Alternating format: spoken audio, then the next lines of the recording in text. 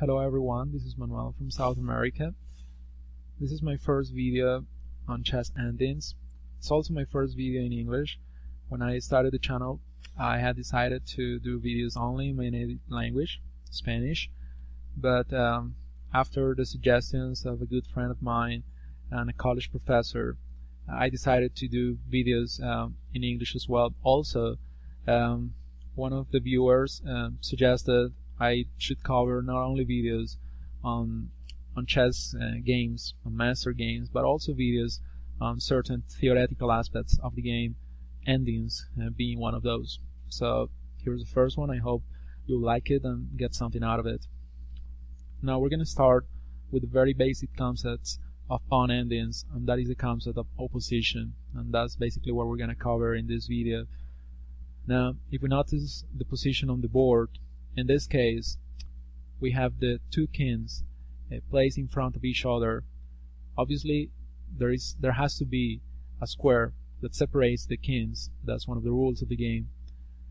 And because they are placed in front of each other, we notice that both of them are controlling the three squares in front. In this case, the squares b4, c4, and d4. Something else that we notice is that black can only aspire to draw the game since he no longer has pawns on the board. On the other hand, white's chances of winning are only the promotion of the pawn into a queen, and that's basically his aim in this type of ending. Now, referring to the concept of opposition, we have to say that something particularly happens in these types of endings. Usually during the course of the game, it is an advantage to move because it gives you initiative. This is not the case. In this particular case, the side to move has a disadvantage. For example, if it is white's turn to move, black can easily draw the game by playing correctly. On the other hand, if it is black's turn to move, he loses the game, just because of the fact that he has to abandon the square c5, therefore losing the opposition. Let's see how that comes about. Let's start with the first case scenario.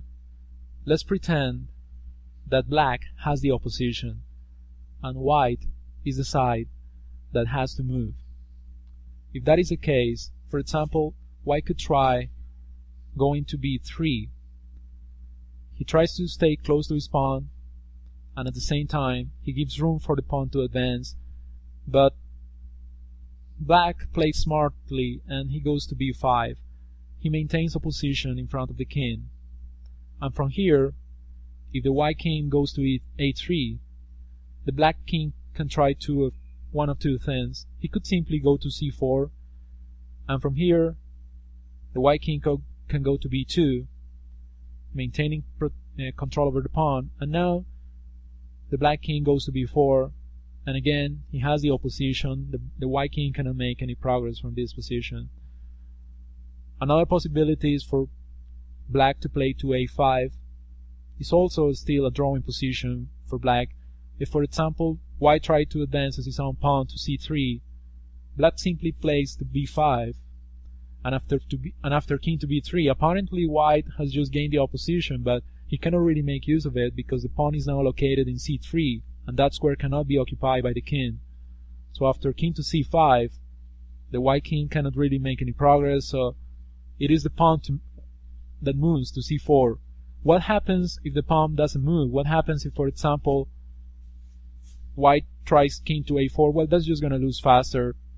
Well, it's not going to lose, but black is going to be able to draw the game faster because after king to c4, the pawn on c3 can no longer be protected.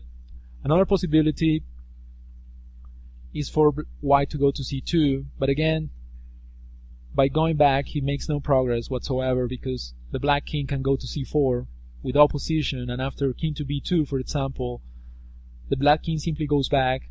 He waits for the white king to make his move, and if, for example, the white king goes to b3, the black king goes back to b5, and again we have a similar position to the ones that we saw before. The white king cannot make any progress from here. So that's not the case. what we saw is white trying to advance his pawn, so he pushes his pawn to c4, but again the black king does something similar to what we just saw. He goes back and he waits for the white king to move, and after king to b4 he places himself in front of the king by playing king to b6, retaining the opposition.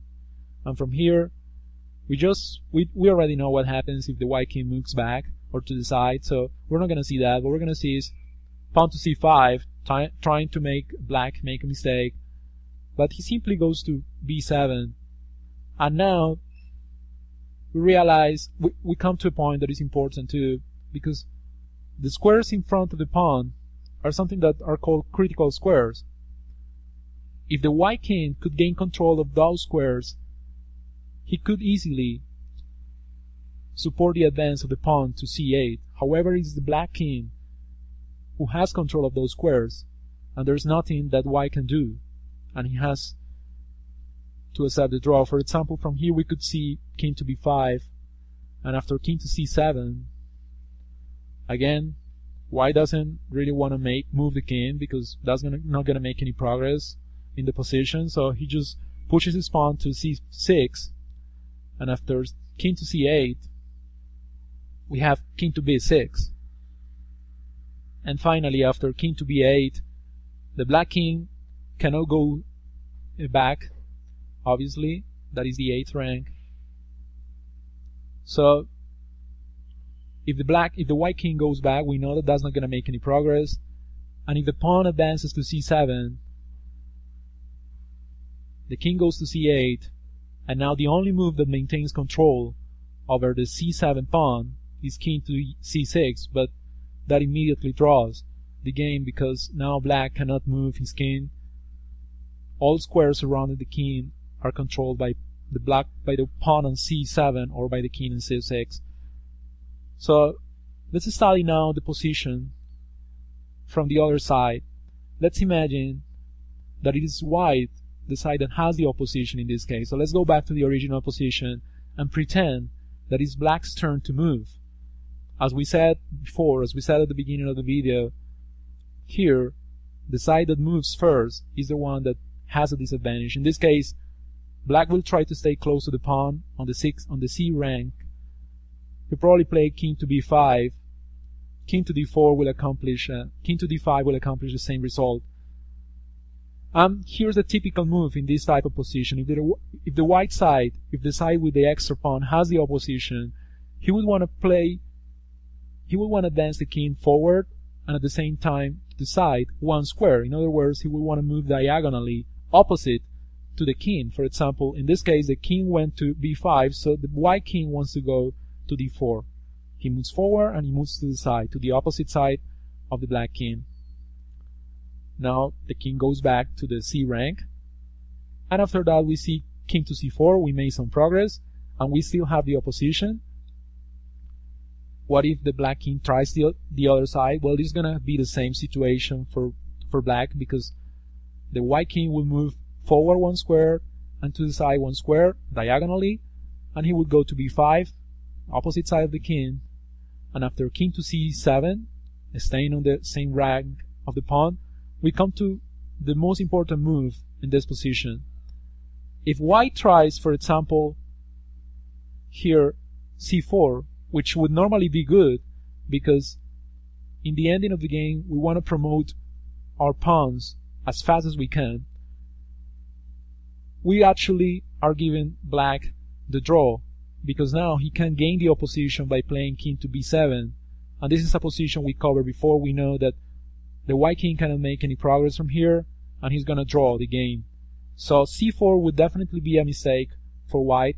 What he has to play is simply pawn to c3, and that's gonna give white an important extra tempo, because now he can play his pawn one more time again, and that's gonna serve him well, because of that tempo he's gonna be able to win the opposition. For example, from here we could see king to b7 trying to maintain the opposition, but now the white pawn can move and he goes to c4, and we see white regaining the opposition, because now the black king has to move. So for example, he goes to c7, the white king places himself in front of the king on c5, the black king has to move, And from here we see king to d7, and now we see the typical move, king to b6. And after king to d6, trying to put pressure on the pawn, we see the pawn simply advancing to c5, taking advantage of the fact that the white king has control of all three squares in front of the black king, those squares being c7, c6, and c5. So he simply goes to c5 with check. The black king has to move to d7, and from here the white king simply goes to b7, and now we come back to the concept of the critical squares, only now it is white that has control over those squares, and the white pawn can advance easily to b7 and get promoted. Another possible continuation, and also winning continuation for white, would be c6 with check. It's just that it's going to take one move longer for the pawn to get to c8, but it's still winning for white.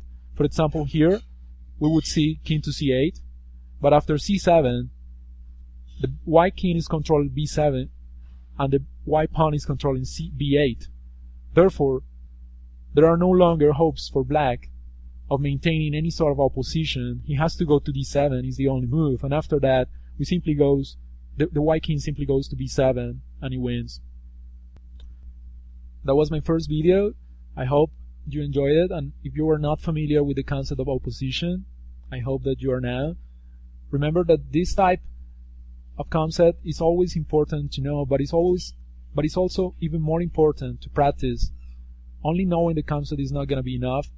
So if you're not familiar already with this concept, go ahead and do as many exercises as you can until you feel completely confident in these kinds of positions. In the next video, we're going to study a problem a little bit more complex than this one, with more pawns present on the board, but still following the same principles of opposition that we just saw. See you next time. Take care.